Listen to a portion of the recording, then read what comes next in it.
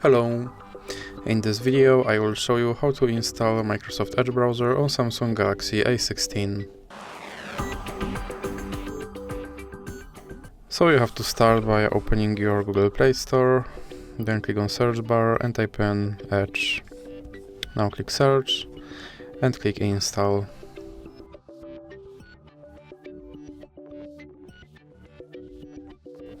And now you can click open.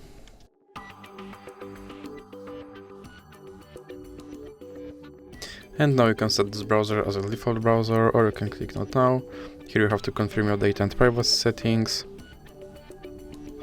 And now, as you can see, my Microsoft Edge browser is now installed and is ready to use. So that's it for this video. If you liked it, please remember to leave a like and subscribe.